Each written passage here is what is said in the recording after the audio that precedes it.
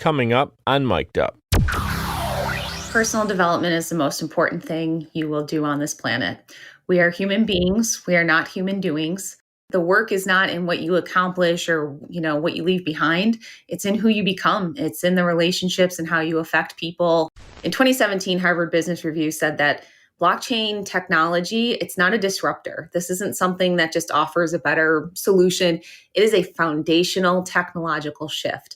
This is completely changing our global economies, our global trade, how we represent ourselves on the internet with these decentralized servers and hubs and communities.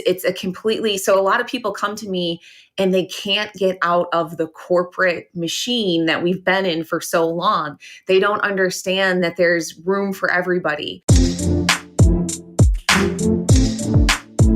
Welcome to Mic'd Up. I'm your host, Mike DiCioccio, and on my show, I interview entrepreneurs, award-winning authors, entertainers, business leaders, athletes, and other talented individuals who I personally invited to join the show to inspire you to be brave and bold in pursuit of your dreams.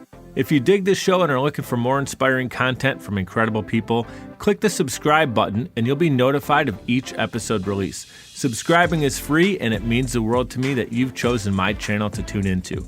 You can give a gift of thanks and appreciation for providing this content to you. Simply visit patreon.com/mikedup. MIKEDUP. Any amount is greatly appreciated and totally unexpected. I welcome you to connect with me on my other social channels as well. All links are clickable in the description to make it even easier to connect. Thank you again for tuning into Mic'd Up. Enjoy the show. Our guest today is a Web3 consultant and educator, as well as the co-host and producer of the My Cryptocast podcast and YouTube channel. She specializes in assisting people with their blockchain and token economy journeys. Welcome to the show, the founder of Whelmness Productions, my friend, and our very first return guest, Jacki Roach. Hello, Mike. This is so exciting. It's so nice to be a guest on a podcast as opposed to leading it. So thank you for having me on. Welcome back after like 2 years, right? We'll talk a little bit about the beginning of our journey together, which is exciting, and how you kind of nudged me. Literally, we're like, go and start this thing. So welcome back. Super exciting to have you here, and how much has changed in 2 years that you can share with us with Whelmness Productions, kind of your personal journey. And holy smokes, like crypto and NFTs and all this good stuff we're going to talk about. Are you ready to dive in?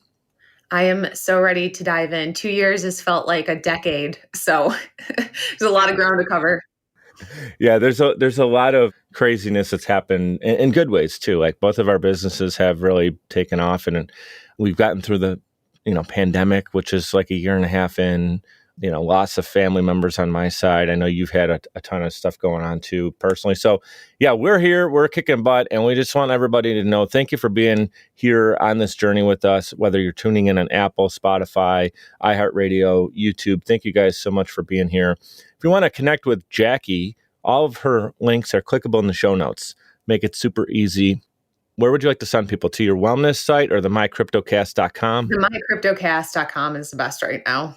Cool. And again, guys, that's My Cryptocast. It's her podcast with co-host. Name your co-host. Talk a little bit about him for a second.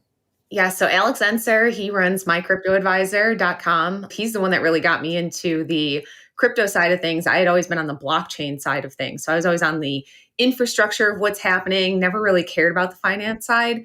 So he's been my shepherd in that area. And now we've actually taken on a lot of projects together, NFTs, all sorts of stuff. Yeah. You guys make a great team. Like you said, the backgrounds were similar but different enough where you kind of brought them together. And then I've listened and watched your show, and you guys do a nice job with having that co-host thing where you both kind of coexist in a space together that makes it better for the audience. It's not that like, no, it's now I'm talking. No. It's like you guys flow really well together. You can tell that you know what you're talking about as well, which is most important. And guys, here's a little backstory, and then we're going to let Jacki take it and run with it here. So the backstory is that Jacki totally explained NFTs to me recently over a cup of coffee. And it made sense from a very, very basic concept, which is a nice way for me to say, like, she dumbed it down for me so I can understand it. And I've seen a lot of negative banter on social media. I've been paying attention to NFTs. I know Gary Vaynerchuk talks about them a lot. the Buffalo Bills, our local football team, recently was doing something for season ticket holders, and there was kind of this negative feedback and banter on social media. But I realized it was coming mostly from misinformed people on NFTs. They didn't really understand it, so they talked negatively of it, which is not a smart thing to do. So if you can give us examples of NFTs, how do you see them growing in popularity in the future? Honestly, NFTs are going to be everything. It's like the Dallas Mavericks. Mark Cuban's a huge proponent of NFTs. And really what we're talking about is we're just going into a new internet. So we've had Web 1. What we experience right now is Web 2. What we're doing right now is Web 2. We're going into Web 3. And Web3 adds a layer to the internet that we haven't had before, which is called this execution layer. So right now, things that we have to do to buy and sell things have to go through a third party. They have to go through PayPal or Amazon or a bank or something like that. But what an NFT, this token, it's got code inside of it that has a smart contract that if I want to transact with you in a peer-to-peer economy, which is what we're going into, I can tell that token what to do when you want to buy it. I don't need a bank to do it. I don't need a lawyer to do it. I don't need an accountant to do it. So, and that's the whole thing where Mark Cuban, the whole reason he wants to get into ticketing, which all ticketing will eventually be NFTs, and they're going to stop calling them NFT tickets. They're just going to be tickets again. But what he wants to do, what Mark's doing there is think of scalping. If I buy a bunch of tickets and then I resell them, the Dallas Mavericks gets none of that. They get none of that resale. It's kind of happening behind their backs. I mean, in a parking lot somewhere that's not employee of their company doing it. So it's like, what's that called? Secondhand market? Secondhand markets. That's the big thing with NFTs. Yeah. I buy a digital asset or an asset, and when I resell it, those royalties can be pre-programmed to make sure that the Dallas Mavericks get 10% of every sale that happens after that. If I'm a creator, a graphic designer that makes a digital asset that someone's going to use, a business is going to use, every time it gets resold, I can program that I want royalties in on that. Is it safe to say then the folks that would be upset with this are people who would make money in a parking lot, buying a ticket for $12 and selling it for $50? Or why the negative feedback, do you think? Honestly, I think the negative feedback in mainstream media is just what's always existed. You know, we have to transition. We have to go through things, and people are uncomfortable with that. And sometimes when they see the future like right in their face, it's just difficult to see where they fit. They don't want to change. They don't want to learn. And yeah, it's just the human condition, I think. I get that. Yeah. It's like, you know, humans in general, I feel like, and I catch myself doing this. It's just change is uncomfortable. So if you don't understand it, like I said, kind of at the top of the show, it's easy to talk bad about it until you really understand it. And then you kind of make your own assessment. But I feel like the mature approach on it is like, hey, if you don't know it, fine. Like learn a little bit more about it and then kind of see where you stand on it. I think people do that a lot in politics. I would plan on not getting into that today. But you just see a lot of people who are like black or white. Either you like something or you don't, and then everything gets thrown out. And that's not the case with stuff like blockchain or crypto. Like you may like some of it, you may not like the other parts of it, but it doesn't mean that you discredit everything, because the truth is the change is already happening. And either you're going to adjust and get on board at some point. It's going to happen today or it's going to happen 15 years from now. But people are going to need to either react to it or be part of the proactive change. And you were part of the proactive change from the get-go, which is exciting, which is why you're on the show. One thing I'd like to say, I know that NFTs kind of have a unique fingerprint. You spoke to it a second ago. They can be copied, recreated, or as a fake duplicate, which is great for creators and artists. The transactions happen on the blockchain, right? That's the name of kind of the marketplace. Am I getting that right? So the blockchain is like the complete new infrastructure of the internet as we know it. So the blockchain is a way to logistically move data.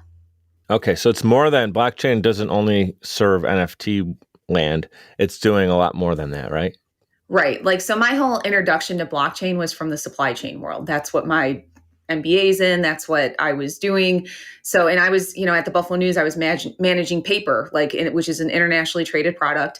So, I mean, I can just tell you, when you have to track down people's international papers they need to do trade, if they, if a roll of paper was gone, if it was a different manufacturer, like going into our back end systems to figure out where things happened logistically was a nightmare. And for a lot of people that work in any type of inventory management, warehousing, they know that you can spend entire days trying to figure out what happened to something. So blockchain just allows us to have this transparent, viewable, publicly viewable ledger where we can see transactions or quality control points, whatever you want to put on is there. We just have a lot more. The data can speak for itself now. Wow. So is blockchain, you said it's public knowledge. Is it kind of like the stock market, a modern version of it? Are you seeing people buying and selling and trading in values? Or is it also like you said, supply chain, where you're seeing maybe a company warehousing products or something on like inventory lists? I'm kind of a little bit gray on understanding what people are seeing on there. It can be both. I will say there are private blockchains, but that's a whole other subject. But with publicly viewable blockchains, which is 90% of them. So picture like the situation of like a food recall. Like right now, we don't know if there was a big beef recall, we wouldn't know exactly what farm that cow came from. All we'd have to know is we have to recall an entire lot between these dates to every store it went to. Like it's a ton of overhead, all of that. But if we can use like RFID chips and QR technology to actually track that cow every point it hits along the logistics journey, along the supply chain, we could say, okay, yes, we have an E. coli breakout, but it was this specific cow. So what truck was it on? What ship was it on? What farm did it come from? What other cows was it around? All those other cows that it touched or interacted with or was processed with would also be logged on the blockchain. So now we only have to recall this tiny amount that was actually affected as opposed to this huge amount. And for a consumer, you can pull your steak out of the fridge, scan the QR code, and know if it's participating in a recall in real time. That's incredible. It's similar to what the NFL is doing with players in the COVID protocol. Like if 3 players are in the same room, one of them tests positive for COVID, they can track exactly where that player has been in the facility all week. And then those impacted would need to be taking time off, which is crazily impacting the game, but in a good way where they're not allowing the spread, which is why it's been way better under control. And that's great as a consumer, like you said, to track a product and know, is this part of a recall? You kind of see that happen with vehicles now, but it's usually like 2 years after you bought the car, you're finding out about it. It's not like you type your VIN. Well, this might happen. So if I'm speaking incorrectly, guys, just realize I haven't researched it. I know you could type your VIN in and like check numbers now, but that's like one product on the market. You're talking about like the QR idea and NFTs being something that's, I buy a cup of coffee or a bag of coffee beans and I can know if that was impacted in different ways. It's not only like the 1 or 2 products currently on the market that have it, right? And not even just that, but like Starbucks is a great example. They're implementing blockchain technology. And what's so cool is even when you scan, like you buy your coffee beans, a QR code, bring it up on your phone, it's going to tell you the farm that it came from, about the farmer. You could tip them in cryptocurrency if you wanted to. So like you don't actually even have to go through Starbucks to support people that are doing good things all over the world. Wow. It's amazing. It's taken down some barriers of consumer and manufacturer as well, or like the original source. The original source is maybe going to get more love now instead of all the third-hand parties that see a product before it gets to the voice. They're going to have a voice now. That's the part that along supply chain, you have a lot of vendors involved in moving something from one thing to another, but all those middlemen vendors, you don't see them. You don't see them reflected when you buy a product. So to actually have them have a voice and have some power, it's a complete game changer in our world. Yeah, that's huge. Something that popped in my head when we were talking about kind of that fingerprint and the fact that there's coding on it. Took a little bit of notes and see if I have it here. But I remember in researching this that there are like different product codes that have multiple layers for NFTs. So if there is a piece of digital artwork and an artist is selling it or something, and somebody does have what's a fake NFT or however they try to recreate it, it could be figured out because it doesn't match those numbers. I can understand and appreciate that. But I also know we live in a world where people are digitally hacking things all the time. So, I don't want to put you on the spot here. I'm not saying that like you're sticking up for NFTs or whoever has like designed them, but do you really believe that there's no way that they can there's foul play there? I believe humans are subject to foul play no matter what technology comes out.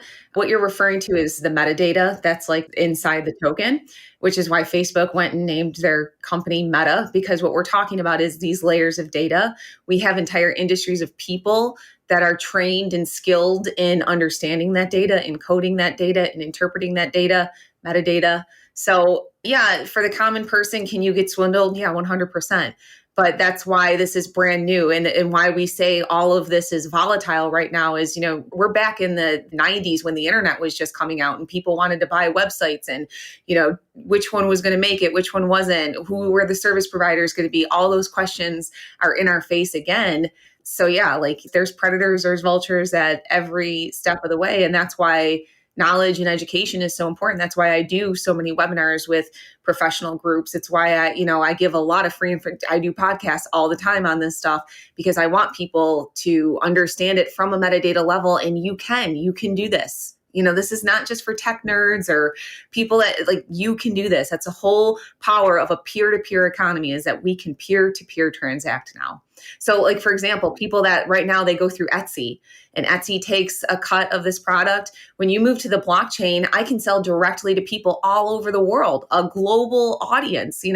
We have entirely new emerging markets. We have countries that are getting out of economic poverty. Like this is a complete, and that's what's crazy when I read the negative news is there's so much positive news happening too. But again, we're in the global transition and people are nervous, and it's not, be critical, have a critical mind about it, but keep learning too. Really well said and articulated. That's why I'm so excited to have you here. You and I are both in the positive news space, right? Like the reason I'm doing my show is to get positive energy out to entrepreneurs or positive-minded people who want greatness in their life, and they're kind of trying to, if there's disconnect, get those dots connected. You're doing the same thing in different ways, both from a positive mindset standpoint, but also in a, hey, look, there's this information out there, and a lot of times there's misinformation, and we want to correct that and also just help educate. And you've been doing a great job with that and with your webinars. And, you're going to be busy for a long, long time because there's a lot of questions and there's a lot of people who want more information. So here's what we're going to do. We're going to take a quick time out. When we return, we're going to learn a little bit more about Whelmness Productions from the founder herself. We'll be right back with Jacki. Podcasting is a great way to engage with your audience and stay consistently relevant. The only problem is you don't have the time or desire to produce your own show. You simply want it done for you. And that's where Social Chameleon comes in. All you need to do is press record and upload the files. We'll handle the rest. From planning, production, post-production, distribution, and digital marketing, we have you covered. We realize that times are tough and funds are tight, and Social Chameleon believes in building supportive business relationships. By clicking on the link in this promo, we'll provide you 7 free podcasting tips to get started, as well as a free 30-minute online consultation. This is the perfect opportunity for entrepreneurs, keynote speakers, industry experts, influencers, and anybody who has a personal brand. With Social Chameleon, we help you build a brand that is out of this world. We're ready and waiting, so what are you waiting for? Click on the link to get started today. All right, we're back in action with Jacki Roach. Thank you again for being here. Guys, thank you for tuning in. I teased it right before the break. Whelmness Productions, and that's WHELMNESS. If everybody's listening, like, why does he keep mispronouncing the word wellness? I'm saying Whelmness Productions, and Jacki started that in 2018. Can you please tell us about that initial vision that you had for wellness and how it's evolved into what you're doing today? It is amazing how life comes full circle. 2018 was really like my breaking point year. I knew I had to get out of like the corporate world. I had a really successful, great career. But I was losing passion for it. I was learning a lot of new things through my MBA and then working in mass media production, and things weren't totally lining up, and I was just overwhelmed. I was completely overwhelmed by what I was going through. It didn't feel like other people were waking up to blockchain and all these things. And in 2018, nobody was talking about this. I just sounded absolutely nuts and crazy. I was one of the first people you were telling about it. And I remember being like, Jacki, I don't know, are we on the same planet? I'm not, that's a whole other conversation. But yeah, that was really, actually, I have a side group of wellness now. It's called Planet Wellness. So that's where I do my own personal NFTs and that. But Whelmness Productions was really just, I wanted to create a space where I could process all these things I was overwhelmed by. So it started out, I got a meditation certification, and I still lead meditations with professional groups, do them for free. I volunteer them because I believe, we're going through this huge technological shift, but we're also going through a consciousness upgrade. Human beings, our brains have higher processing power than any computer out there right now. So, we have to like up level all of these things at once, or just through it all. So yeah, that was wellness. It was really, I had a blog at one point, but it's really turned into helping people process this information. So I work with other people, I have clients, and it just starts out, what are you trying to do? Because they don't know a lot about Web3. They don't know, they don't even have the questions to ask. They just hear about blockchain, they hear about NFTs. They come to me and they're completely overwhelmed and they're totally lost. And it's like, all right, so let's figure out what you do in your current role, in your current life. And then let's think about where Web3 is going to be taking us in 5, 10, 20 years. And what steps can we get you on in the journey to prepare you as we walk through this transition? I've worked with so many people now that once they understand it's a journey, you can't learn blockchain in one night. You can't go to YouTube and research cryptocurrency. You could do it for 3 months straight and still not know what the hell you're doing. So, having people like me out there, and there's a ton of us consulting and working in this space now, to just get you started, like that's the best thing that you can do for yourself. I think it's so important that what you said there, any educator can take and apply to themselves, myself included, is realize that everybody's coming from a different place. So when you're serving people, you're not always doing cookie cutter, like this is how everybody does it. And the other important thing you mentioned there that I really love is you're helping them implement it in a unique way to their situation. So it's not overwhelming. And again, not everybody's going to get into NFTs, maybe their first purchase or their first sale the same way. It's really unique. They need someone like yourself as a consultant to help them navigate through it. And the other part of it is, it's like the English language. You do not learn that overnight. That happens over a long period of time. And there's really weird intricacies in our language. My sister's an elementary teacher, and it drives her crazy all the time trying to teach a kid. It's like the word bean is B-E-A-N, and then the word Sean is S-E-A-N. So wouldn't a kid be like bean, seen? Nope, that's not right. What do you mean? You just told me it's right. So there's things like that with crypto, probably, right? You're shaking your head, yes, for those listening, that it's not always the same. Like two situations are unique in a lot of times. And it's usually from the client standpoint, they're not all coming from the same place. So you're serving them where you're finding them, and then you're bringing them along their journey, which is really cool. The best thing I could have people take away from this conversation is in 2017, Harvard Business Review said that blockchain technology, it's not a disruptor. This isn't something that just offers a better solution. It is a foundational technological shift. This is completely changing our global economies, our global trade, how we represent ourselves on the internet with these decentralized servers and hubs and communities. It's so a lot of people come to me and they can't get out of the corporate machine that we've been in for so long. They don't understand that there's room for everybody. In the NFT space, roadmaps are really big. Like we make roadmaps for everything. This is where we're starting the project, phase 1, phase 2, phase 3. But it's so different than like a business plan. Like a business plan is like, and here's where we're going to get our ROI. And like, it's very money and of course those things are like included in a roadmap, but a roadmap is really about growth. Like, how do we want to grow? And there's an expression, it's WAGMI, WAGMI. And you might see it like hashtagged in the crypto world. And it means we're all going to make it. There's room for everybody, whatever community you want to put together, whatever solution you want to provide, whatever problem you want to tackle. Welcome to planet Earth, because there's more than enough for everybody to do. Yeah, I love that. That mindset. What is it? W-A-G. We're all going to make it. M-I. Yep. That I want a t-shirt with that on it. There are t-shirts. Yeah, I'm going to get one, because whether it's sports, business, to talk about both of those on the show, finances, we're talking about that in different ways today. We're all going to make it. There's room on this planet. There's over 7 billion people, 7.6 plus and counting, and we all can do well. There's no shortage of money. Like if Jacki makes a sale today for $5,000, it doesn't mean I'm not able to make a sale. Like whatever, I'm just using a random number, but we can both win. And I love being around people who are winning consistently. Something too that I want to make sure we hit on with Whelmness.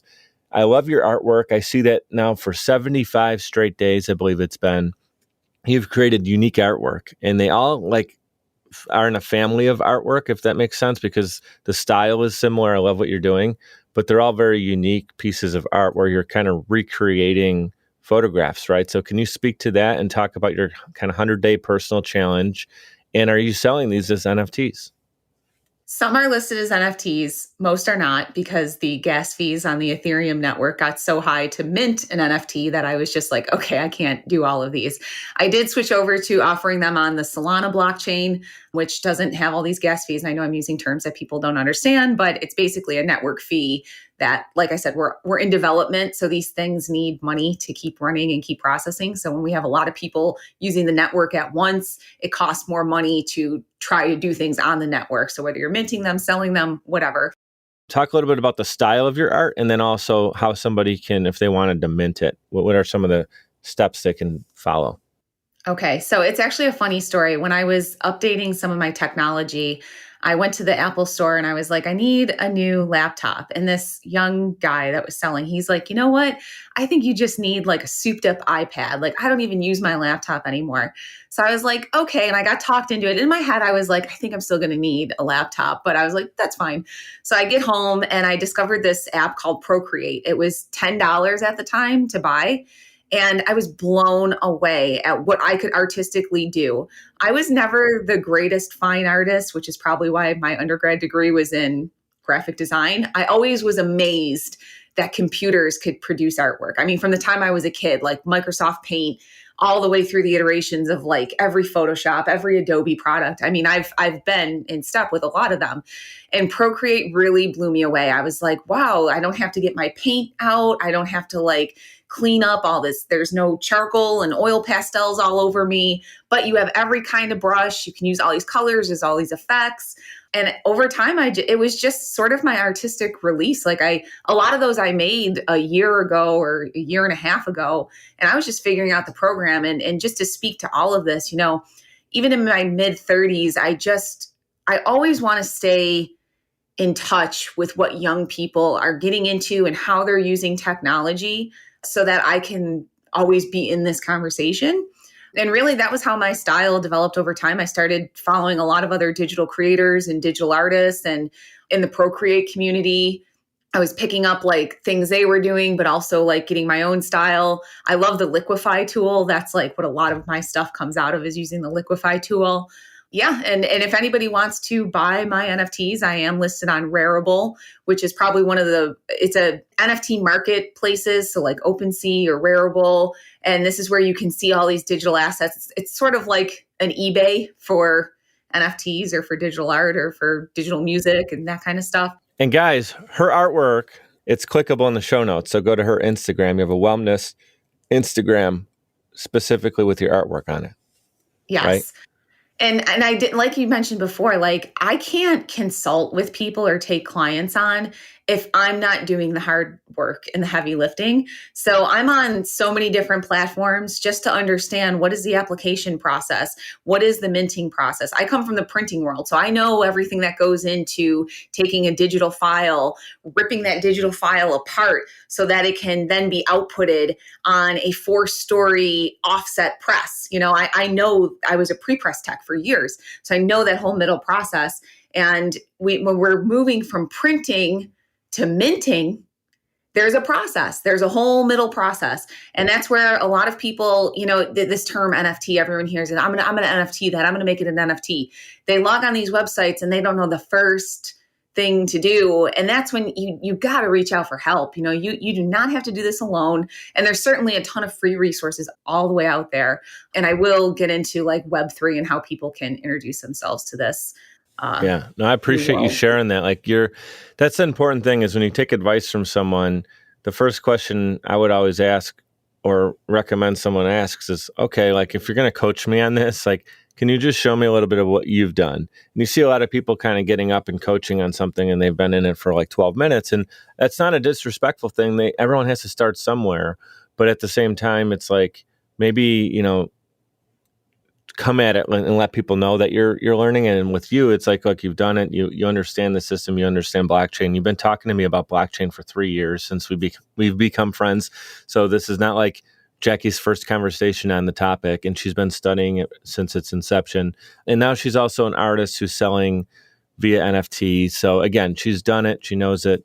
I highly recommend that you guys check out her website, her podcast, where you can get way more details. And it's funny, we've been talking about NFTs now for however long we've been chatting, about a half hour, and we didn't say what it actually is. It's a non-fungible token, right? Yeah. And the key difference between the exchange of currency and a non-fungible token is what? I'm not even going to try to explain it because I kind of understand it, but the word fungible is what makes it the difference maker, right? If you said to me, Jacki, I need a dollar bill, and I said, okay, well, I have these 5 single dollar bills, you wouldn't care which one I give you. They all mean the same thing.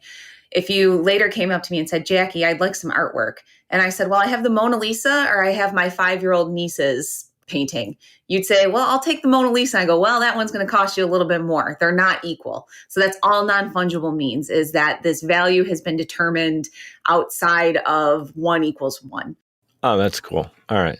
So they're not all the same. It just means that there's different values for each token, essentially. Yeah. And even in, like, again, the ticketing industry is like concert tickets, sports tickets. It's probably one of the most tangible ways for people to understand an NFT. You can buy different access rights depending on which NFT you get. Are you sitting in the nosebleeds or are you at the glass? And even in the music world, they're doing a lot of novel things. You could purchase an NFT and then there's this whole world of unlockables. So, Eminem did something where you bought his album and then I can't remember exactly what it unlocked. I don't know if it was like autographed or like his handwritten. I remember seeing that. It was like the notes of the album, but it had something like, a 1-off or 2-off situation where only 2 people who bought the album got it. But I think it was random, right? You didn't know if you're going to get it. So it made it fun. It's kind of like goes back to the cereal box. You don't know what the toy you're going to get. Or there's people who are back into cards. Buying sports cards are huge now because I know NFTs play a part in that. But also just like some packs come with the special card, 1 in 10,000. And if you and your buddies have it, like everyone's going crazy. And they open them in the parking lot and they're like, I got one, right? So it has that whole thing. The collector's piece in this is huge because it gets you amped up about things that are rare, right? We get excited about that. Yeah, and this gets a little bit more brain melting, but what's really exciting to me is NFTs and what we're able to do creatively. We're opening up like truly a new medium of art. Like, this is media. So my question on NFTs real quick, relating to what you were talking about, how obviously the non-fungible token aspect is that there's different values. So you wouldn't just say, hey, here's a dollar bill or here's a token. You'd want to know, well, how much is it, right? So then you'd have to decipher. With that being said, though, are there also things that are sold, like Eminem's album that had that unique artwork? There was maybe 1 or 2 pieces of artwork that had a signature in it. So there are also intentionally duplicates sold. Maybe I'm not explaining it right, but like if a piece of art was sold, will there be like 50,000 kind of the same piece of art, but maybe with different metadata? Does that? So think about like if you wanted to produce a book, you could say there's going to be 5,000 original copies. And then when we print the second edition, it was really popular. Now we're going to do 250,000 copies. But those people that own the original 50,000 copies, that original print, that, those are collector's editions, right? Those are special. So same thing with minting. When you go to mint an NFT, you can choose, as a creator, I can say, I want to mint one of these, 1 of 1, or I want to mint 5, or I want to mint 50,000. And then that'll usually correspond with, well, how much am I going to price this at? If it's a 1 of 1, that's very unique and expensive. If it's 1 of 50,000, then that's mass produced and it would be cheaper. Yeah, I guess that overcomplicated the question, which I'm sometimes very good at. But that's exactly what I was questioning, is that, you can choose when you put something out to have it mass produced. And then the people who purchase it would know, okay, this is copy. This is like, does it give you a number like 57 out of 20,000? How do you know that? Is there like a website you can go to type in get the metadata? Yes. So we have things called, they're like blockchain scanners where you can see every single thing about that specific token you own. Goes back to that fingerprint. You get to see what it is. Yeah. Cool. So we're talking currency, guys. What we're going to do is take another quick timeout. And I got to give some love to one of our sponsors, Navigator Bookkeeping. It's actually my bookkeeping team that helps me out. And we'll share a little bit more about them. And we'll be right back with Jackie when we return. Hey guys, it's Mike. I'd like to give a proper shout out to Navigator Bookkeeping. Look, for a long time, I ran my business without really understanding the full financial picture. I used my gut and my bank account balance to make decisions, which led to some poor choices and constant stress over my business's finances. I knew something needed to change. At the beginning of 2021, I made a decision that helped pave a more clear path for my business. I started working with Navigator Bookkeeping. Since then, my bookkeeping has been handled for me. I now understand the full financial story of my business, making important financial decisions much easier now, and it helps me plan for where my business is going. I highly recommend giving Navigator Bookkeeping an opportunity to help your business. Check them out at navigatingyourbooks.com.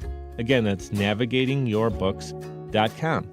It's time to know the full financial story of your business. All right, guys, we're back with Jackie. She's been dropping so much knowledge on us, just these amazing little pieces of information we can take and run with. Like if you wanted more about NFTs, this is kind of a starting place. I recommend you go to My Cryptocast and check them out, her and Alex, to get a more detailed view. Off camera, Jackie was telling me some really cool stuff that we didn't even want to talk about on the show because it could be another 4-hour episode. So we wanted to make sure this was really clear, concise, and kind of to the point. And I want to open it up to you, Jackie, again. Is there something burning in your heart right now about NFTs, crypto, blockchain, or anything else that maybe we didn't touch on that you're like, hey, this would be really, really good if the audience got this information today? Yes. Most people, all this information is great. How do I start? I would recommend everybody download and install the Brave browser. It is a browser that you are going to be on the blockchain-enabled internet. You will be on Web3 if you use that browser. So even if you're doing regular stuff that you do right now on Chrome or Safari or whatever you use, you can go to those same websites and you won't really notice a difference. However, you can also access blockchain Web3 websites. The next thing I would do, Brave browser allows you to use, it has a digital wallet built in that you could use to hold cryptos and stuff like that. I personally like the MetaMask wallet. So I would tell people download and install the Brave browser and then download the MetaMask wallet. That's going to be a digital wallet. There's a little bit more to it. So look up before you do that or do some research on that. But that's your ticket to the whole metaverse. Then if you go to something like Decentraland, which a lot of people have heard about, this is a metaverse project. The really cool thing about Web3, right now when on Web2, if I want to buy something from Target and then something from Walmart and then something from Amazon, I have a username and password for every one of those websites. I don't know about you, but I have about 200 usernames and passwords for everything that I'm just throwing my data around on Web2. On Web3, your wallet, that then when you have that MetaMask, it just becomes a browser extension. Every website you go to, it'll say, do you want to do this? And then your wallet will pop up and you just say confirm or reject. And so you don't need all these usernames and passwords. And what's so cool about that is everything you do is now tracked on the blockchain. So that you can actually see in your own, everything you've agreed to is through that wallet on the blockchain. You know what it's like? It's actually real, I'm going to say real life. Everything we're talking about is real life. But physically, you go shopping with your wallet and you pop in Target and then you go next door because there's the liquor store and you're getting some gifts for Christmas. And then you go to the next place and you swing through the bank and you're using your same card, 3 different places. You don't need to go each place might have their own little Target card and Walmart card, whatever. But at the same time, you're grabbing your one wallet. But when you shop online, you're right. You have to go to all these different usernames and every time it's different. And you might have different ways you pay online. And some people pay PayPal and then they pay their regular credit card and then they pay their bank card. Where you're just saying it's like having that wallet in your pocket. So you can shop around in the market on different sites on Web3. But that same wallet's going to know, okay, that we're still working with Jackie here. So why make her go back through hoops and need to shop? So it's actually a better experience, which is good when you see technology simplifying things in a good way, but it's also highly protected too. It's not just I'm not even calling it cutting corners, just smarter user interface. And it also is still protected, which is good. Because a lot of times, you think cutting corners, I actually would prefer when I shop, sound like an old man here, if they ask me a 4-digit PIN every time they swipe my card. Yeah. Because unless someone has a gun to my head, they're not going to be able to use my card. Drop it in a parking lot, whatever gets misplaced, someone steals it literally from you. They're not able to use it unless they get lucky and know a 4-digit code. So I like the fact that things are protected digitally as well. Something I want to get to real quick. I know we got about 15 minutes and we're going to rip through some cool questions here to learn more about you. I'd love you to, let's get into that like business gear, entrepreneurial, the person that you and I, when we met, I knew you had this awesome energy about you that makes you so fun to come back to and talk to over and over and over again. So I want you to help out our audience. I know you agreed to be here to do this, and it's what you're already talking about, but from a business standpoint, let's say, to get back on track, like the mission of my show, as you well know, is to inspire our audience to be brave and bold in pursuit of their dreams. So if you can talk to our audience members right now, they're on the fence about starting that business, it's tugging at their heart, or they're considering going down this road less traveled, doing what 99% are not willing to do, but they need some encouragement right now. And they're like, Jackie, just what do you got for me? What would you tell that person? Personal development is the most important thing you will do on this planet. We are human beings. We are not human doings. The work is not in what you accomplish or, what you leave behind. It's in who you become. It's in the relationships and how you affect people. And, the blockchain, everybody that's in blockchain has a past life that we had to give up, that we had to work through when we sounded absolutely nuts. We were being called conspiracy theorists, and I've had everything thrown at me. And the only thing I had to fall back on was I knew I was a good person, and I knew that I could figure this out. And even when it was tough, I really encourage everybody to have some type of spiritual connection or spiritual practices, because and especially when I get into blockchain, I look at these cloud servers and what they know about us. I mean, your data knows more about you than you know about you, unless you're connected to the God server, unless you're connected to yourself in a spiritual way that you are so firm in your foundation in who you are that no computer's ever going to tell no computer's ever going to tell Jacki Roach who Jacki Roach is. Trust me, I know me better than anybody. And Wow. But that was a road, the road less traveled, as you mentioned. I mean, I didn't get here overnight. And for entrepreneurs out there, I mean, there's support groups for people that date and are spouses of entrepreneurs. There's a great guy in Buffalo, Frank Scordato, who I will give a shout out to because he's been important in my journey. I was just laughing one day. We were talking. He said, entrepreneurship, this is a disease. And we just started. It is. I mean, it's something in you that you can't ever shut off and you can't shut down. And no matter who doesn't believe in you or understand it, just keep going and keep putting the work in and do the rest and do the spiritual stuff. I mean, that's where you rest and you repair. I mean, meditation to me it's defragging my brain. It's getting the bad code out, the bad data out, conditions I've accumulated that don't make sense in the algorithm anymore. That's what it's all about for me. I love becoming a better person. Boom, another mic drop moment right there from Jacki Roach. That, like, I'm going to go back and re-listen to that, because I know there's going to be times when I get away from that compass, my God-led compass and spiritual compass, and it's easy in the world we live in today, and I'm not trying to make excuses for anybody or myself, but yeah, we're in this like data-driven, highly driven world. Everything's tracked and like can tell us, this is your buying habits, this is what you do. Like, but you're right. It's all about, how about you as a person? That cannot be determined by some kind of code where we know what that is. But a lot of times people don't spend enough time there. Just to kind of reiterate what I'm hearing from you is, like, we need to spend more time in that meditative understanding ourselves. So then when we present ourselves in the world that's going to be coming at us a million miles per hour, we can then still act as ourselves and not some version of us that's just basically going through the motions. And I think that's beautiful advice. And I want people, if you are listening or watching right now, go back and listen to that one more time and think about, I'm kind of challenging the audience right now. Think about how you can actually apply that to yourself. So is it getting up maybe 10 minutes extra early in the morning to meditate, or just get yourself in a headspace that says, who do I want to be today before I go and do my tasks? Because everybody has their 75 things they're trying to get done in a day. Before that happens, am I present with myself? And that's something I know I'm conscious of on a daily basis. I think that's beautiful. I didn't know you were going to go there with it, and that's why I'm glad that you're opening up and talking about it. Talked about authorship.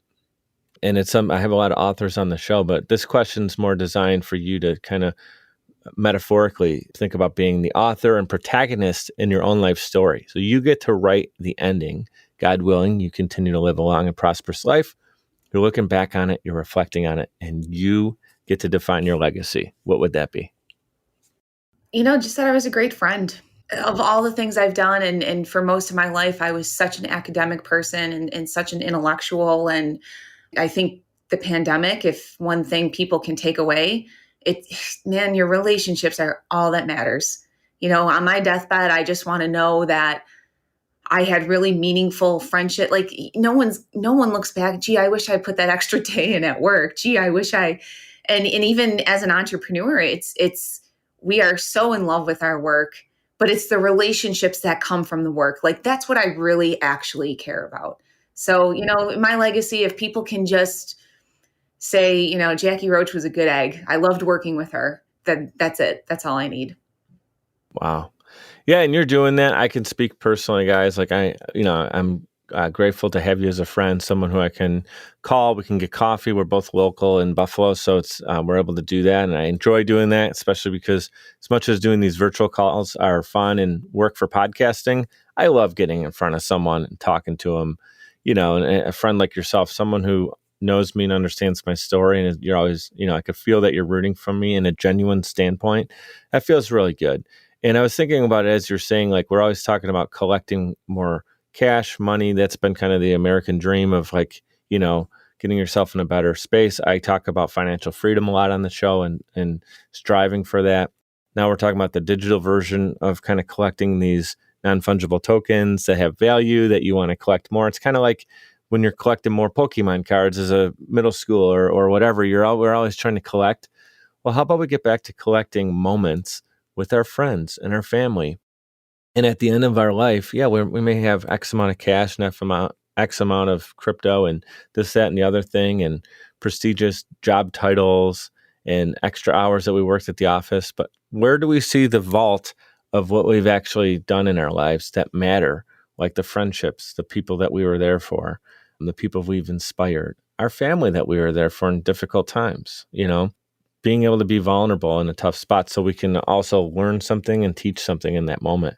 I think that's a really, really good place for us to open up right now and have people think about it personally. Like, hey, I'm in control of more than I know I am, as far as just being a kind person, not to get anything in return, just genuinely be a kind person. How many times do you see someone when you're going through the store, grocery line, and like, the person looks like they might be miserable working 5 hours just bagging groceries or just ringing you out, but you just joke with them or you get them to smile or whatever. And you can tell that like, oh, this was different. Something different happened. You break their brain from monotony, and that people appreciate it because that's the human. You're getting them out of robot land and you're getting them into human land again.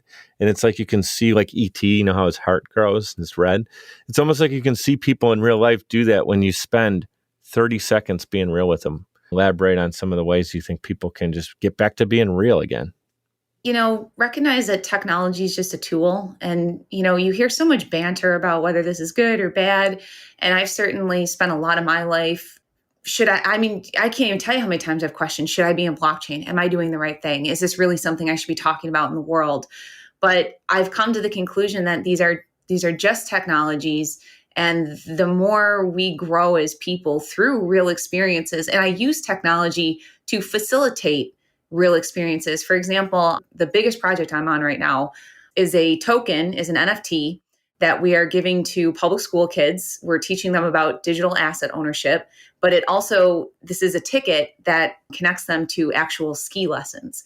So we're getting them to, and then I have this whole idea. I don't know if it's really going to flesh out, but I want to do some like geocaching stuff where if you're at Holiday Valley or a different resort, you could actually be collecting NFTs like in the real world. Like there's a QR code somewhere and, you see it and you get taken to the link or whatever. But I'm all about bridging both of these worlds and just using them to facilitate the real relationships. I have remote teams that I work with all over the world. I could name you 20 countries that if I went to right now, I'd have someplace to stay. So people think they need the money, they think they need the things. You just need the relationships, because if you have friends all over the world, you can get anywhere, you can do anything, and they'll help you, they'll support you, they'll do it for free most of the time. Most times people just need to be asked, like, hey man, do you think you can help me with this? And I would say most people enjoy helping people out. I'd say that there's a majority of people that do want to help you. And if they don't always have the answers or the time, they can always put you in a better situation. But the difference in getting the help and not is typically asking. And you're right, like, building, again, we talked about kind of that vault of friendships and relationships and how that gets you further ahead in life. I come from a sales background, over 10 years plus in sales. And every time I did really well, it was because it was built around an environment where relationships were built, whether it was with leadership team, with clients, of course, with the person who referred me to a client. And it's always like when there's a genuine good relationship there, that's like the foundation for things to grow on. And then you can, people like you, they care, they trust you. And that's what it all comes back down to. And also people, I'll say this, the most important part of any organization, even when it's a digitally facing business that doesn't maybe have human interaction with the customer directly, there's people making decisions. There's people who are creating the tech, making the tech work, and help it, like user experience, UE is like the most important thing when it comes to technology, because if you have this great idea, but it doesn't help the human experience, it's not going to do well. Like it simply won't. It won't do well. There's a virtual human named LV4. He's a composite, he's code, but he has like a whole virtual avatar, and he's a hip hop producer. He has 130,000 TikTok followers, and his whole point, the coders behind him were to just release him into the social media world and gather as much data about the humans that listen to him and collaborate with him. And so you think of this, like if I told and I'm sure your listeners right now, half of them are going, that's so cool. And half of them are going, we have to stop this. That's crazy. And I think for me, it's just always important. Life is a reflection. So, look at these things. What can we learn from them to do better? And even in that, you see how much power you as an individual have to understand if you're being influenced by the technology or if you're influencing the technology. And that's such an important place to stand in, no matter what you're using. If we can't help give our data away, we just can't help it. So what data are you giving the machine? Mm-hmm. That's the dichotomy that we're talking about, like with people being on either side of the fence. Like either you're embracing it and you're kind of pushing it forward, or you're trying to like hide and pretend that it's not happening. The reason, again, that I wanted you on the show today was many reasons, reconnecting and sharing your story, but it's to let people know, like, hey, you're somewhere on that line. There's a line, and there's like the embracing it and running with it, or there's the trying to run in the opposite direction. And if you're in either direction, simply ask yourself why. And, if you're embracing, then why not do a little bit more or get to know more? And if you're running in the other direction, why? And it's okay. I'm not trying to make an entitled statement, because I'm not even that. But I'm just saying, when you make a decision like that, ask yourself why. And then if it's because you're scared and you don't know enough about it, well, cool. Let's just admit that. And then let's like move to the next step. And that was really the purpose of today. And I think we really hammered it home. Would you like to share anything else before we wrap up? Yeah, I'm part of a group called Women Web3 Warriors. And the whole point here was there are so many women, in middle-aged women too, like older women, that see this technology. They really care about the next generation, and they feel shut out from its development and all of that stuff. So we started this group to allow women to like grow in their confidence in this area, because we all do need to voice how we feel, and coming to that in a very articulate manner that says, not only is this how I feel about it, but this is the direction I think we should go. And understanding that like the technology is always going to be implementing, it's always going to be like spreading its tentacles. It's not about controlling it, it's just about guiding it. And everybody, the more educated you get on this stuff, the more you poke around on Web3, get involved in Decentraland, watch what your kids are doing and what they're getting into. There's so many. The gaming industry is enormous in blockchain. A lot of kids play that Roblox and crypto voxels and, Minecraft. Minecraft set everything up for what Farmville set everything up for what we're doing right now. So, watch your kids, be involved, talk to them about digital asset ownership. These are opportunities to grow and to heal a lot of the relationships that haven't been so healthy for a lot of us in the past. Yeah.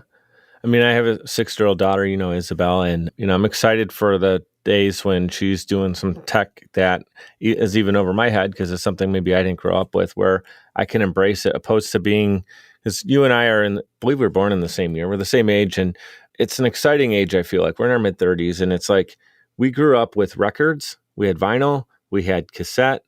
We didn't, the 8-track thing wasn't really popular. I don't know. Did you ever use those? No. I never did. Yeah. So we had like vinyl in the house. We had cassettes. We saw CDs. We saw video games that went from Atari to cartridges which was cartridges, and to CDs.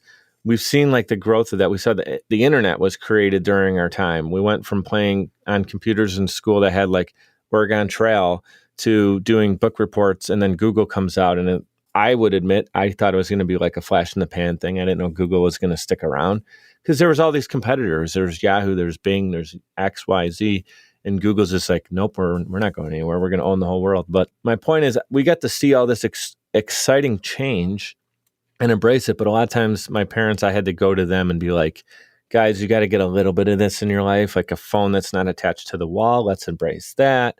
And like if you're at the grocery store, you're supposed to have your phone with you so I can call you, or if you need me, you can call me. And it took some time, but I'm excited to be of the generation. And I think a lot of our peers are like this now, where we're like, teach us. Like if there's something you're doing that we don't know yet, please let us, like, I want to know more. Teach me, Isabel, teach me, feed me. Right. Instead of being like, back in the day, we didn't do that.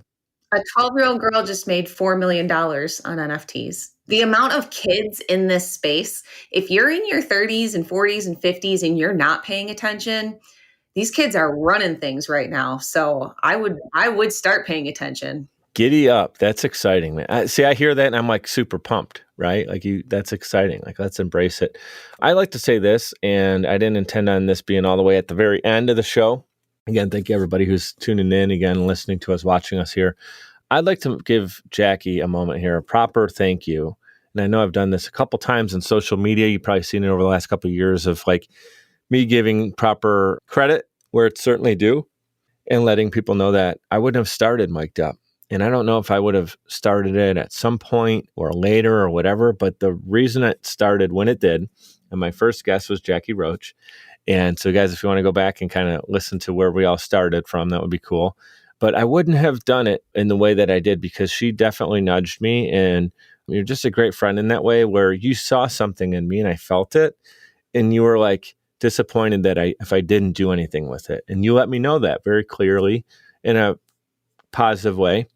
And you sent me a couple of videos like, dude, this is how you start it, right? And I started my show, and just some people may not know this, and I started Mic'd Up in November 4th was the first episode, 2019.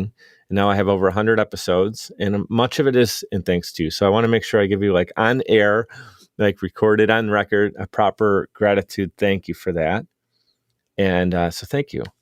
Well, you are very welcome. It was amazing. Because like I said, life is a reflection, and so much of what you were going through, even I had to step back and go like, well, geez, Jacki, you can freely give this advice out so easily. And I had to take it myself too. And I would even say that, you launched and experienced success before I did either. It was really, I was really ahead with blockchain, and I had to like wait, especially in our area.